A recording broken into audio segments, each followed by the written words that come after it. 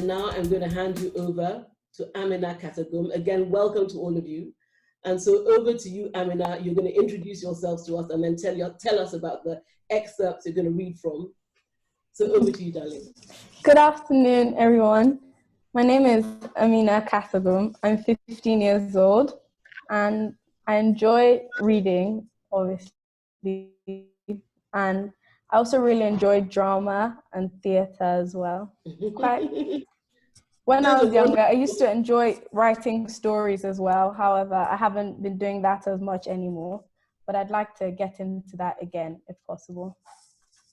A girl after my own heart. I loved all those same hobbies. I had all the same hobbies, and I still do. And I hope you carry on, and I hope you keep acting and writing. Yeah. So what are you going to read to us from A Jigsaw of Fire and Stars? What pages are you going to read to us from?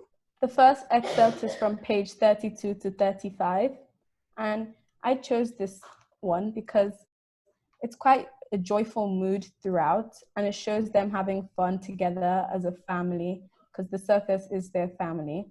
And Sante, as the protagonist, is obviously my favorite character, and it gives us an insight as to what goes on in her and how she thinks. It doesn't take much to set the old ones drinking. Good times, bad times, they reach for a tumbler and fill it to the brim with Redwood's home brew.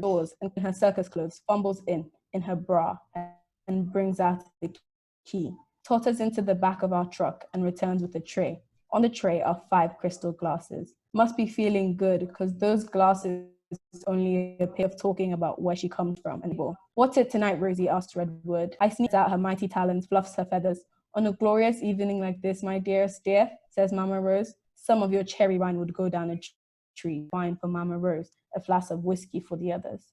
Cat sitting next to me says, what about us?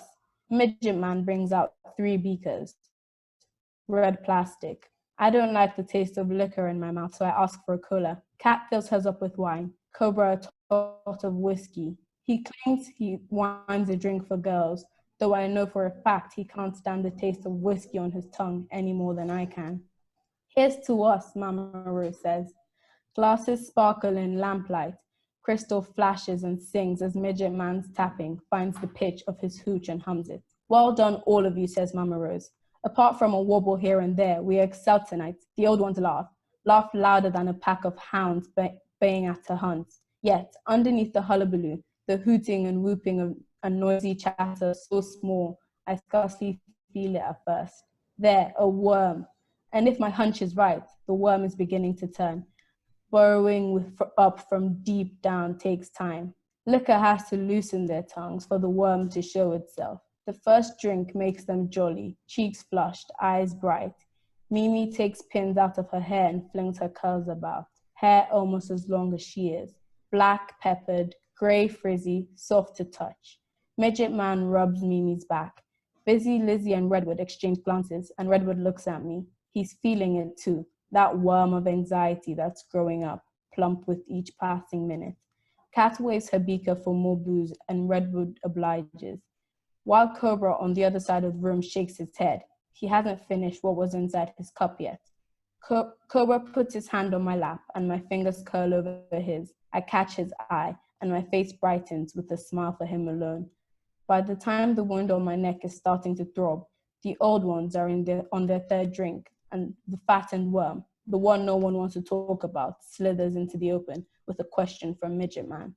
Your playing's getting better and better, Sante, he says. You played like a dream tonight, like someone possessed. He says the P word and it stops their shouting and laughing, stops them dead in their tracks. Don't rightly know what possessed means, if I'm honest. But if it's anything to do with the Mamadou fellow, that taking hold of my wits and playing his flute through me, it's got him as spooked as I am. Mama Rose swills her wine in her glass, holds it up to the lamp, and she asks, what do you think happened tonight, Sante? She doesn't look at me. Doesn't want to, I reckon. I'm waiting, Sante. I shrug and search the old ones' faces for clues as to what they're thinking. They know how to block my prying, so I don't even try. Stare instead. Redwood, tracing the slope of his nose with his forefinger, flinches as Busy Lizzie places a hand on his arm. Redwood smiles at me. a long loping grin that lightens the amber of his eyes. Yeah, what happened out there, kid? Major Man and Mimi nod, encouraging me to talk, while Mama Rose holds her breath. Turns to me at last, her eyes so scared, I tasted her fear. The longer I gaze at her, the more a trace of sour milk furrows my tongue and trickles bitter as bile down my throat. That one of the men, black as I am, don't know where the other's from, but the African seems to know something about me, claims to have helped me make the mouthpiece of my flute. Thank you so much for that lovely reading, darling. I'm sorry about the power supply, the network being so messed up today. I hope it gets better for us. Otherwise, we're going to have you back again.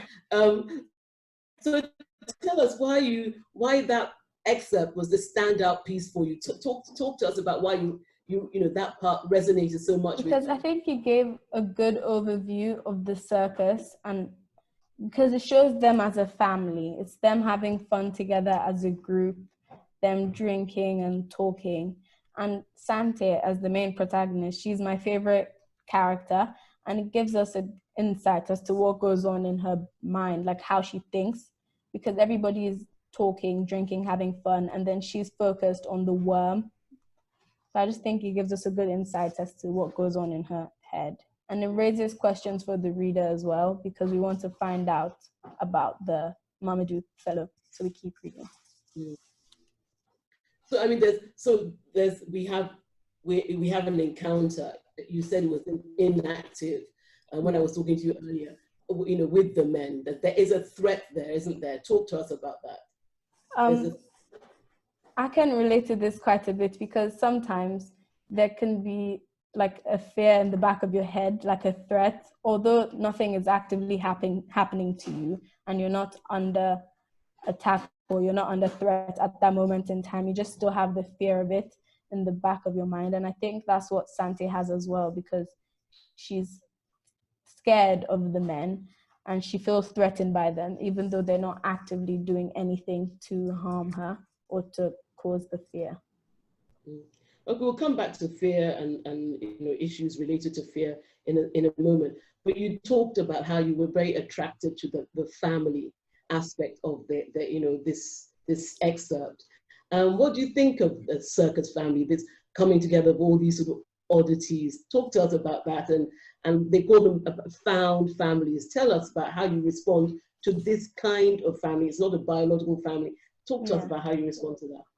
I think in this sort of family, seeing as they're not a biological family, they might have almost a greater bond in that sense, because biological families, it wasn't your choice. But in this scenario, they chose to be together. They chose to be surrounded by one another. So that means they must really love each other and have a strong bond. And they're all really different. And the fact they're in a circus makes it quite funny as well, because a circus family isn't really a normal type of family. Yeah, it makes it quite humorous. So what do you think of travelers, and have you ever come across nomadic people at all in your experience here in Nigeria when you were still here, or in England? These kind of people, who travel as a way of life? I personally haven't come across them, but in school I have quite a few friends who have, so they talk about it quite often. And I think it's quite a cool lifestyle to live, but I don't know if it's the one for me personally, to be traveling all the time. But what are the cool aspects of it? You say it's quite a cool lifestyle. What are the cool aspects of this sort of circus nomadic family traveling from place to place? Allows you to see new places, meet new people, experience different cultures, and just get a sense of the world around you. What are the aspect of it, the diversity aspect of it? What have you come across? What kinds of experiences have you had, centering on the issue of diversity? People who are different. What sort of experiences have you had? You are in school in England, so it's a white majority and presumably an English majority. So you are the one that's different. What sort of experiences do you have related to your diversity? I think in my school, people weren't really exposed to people of color before secondary school, because I feel like when you're in primary school, most people, they were surrounded by white people mostly. So when I came, people were very curious to find out about where I'm from and what it's like here in Nigeria. So I often get asked questions about my home and what it's like and how it's different to England. Well, your experiences have been positive. They've been positive. Yeah. They welcome and embrace diversity. Yes, they have, because the school before they would never celebrate the Nigerian Independence Day, but I think because there's a large amount of Nigerians at my school, they embraced it and celebrated our Independence Day last year, and it was very nice because people came up to me afterwards and was like, "Wow, your culture is really cool. Like, the clothes are really nice and the food as well," which is kind of nice because they wouldn't have been exposed to that before. That's really, really nice. So let's just go back to the inactive threat. You mentioned earlier that was, in the excerpt you read. Violence, safety to children. Have you ever had any direct or indirect experiences of that? Any of your friends, the threat to child safety, and how was it resolved, Amina, from an adult? I haven't had any direct or indirect experiences, but I'm aware it happened because people are starting to speak up on it more now. And I've seen videos online because they try to educate us on the topic in school. So in some less specifically kind of violence or threat. Like violence against children, like child abuse at home against children. Yes, yes. Because of course, yes. SDG 11, it's all about the safety of communities. So you said they've started educating you. Are you encouraged to watch them by the school authorities? Do the school authorities talk to you about these issues? The school want us to learn about these issues, because if not, I think quite a few people are unaware it happens. So they want us to know it happens. And okay, carry on, Amina. We were talking about the specific kind of threat, child abuse. Does the school talk to you about specific kinds of child abuse that the adults are prone to, that you have to prepare yourself for and avoid? Do you have that kind of child protection training where you have to learn to also protect yourself?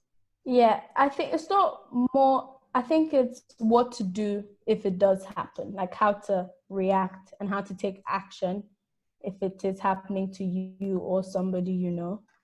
Is that so like bullying? Who to call? Is that bullying or specifically from adults? Threat specifically from adults, or is it bullying in the school? What sort of threat to safety is the school concerned about? Mostly bullying, focuses mostly on bullying, because I think they think that's more likely to happen than a threat from adults. But it really applies to all of it, really, because if you know how to protect yourself from one, it will help you protect yourself from another. And yeah. So they make you conscious of danger and risks, and you mustn't be too open. What in terms of the books you read? Are they censored at all? Is the school particular about the kind of films you watch, books you read? Do they get involved with that at all?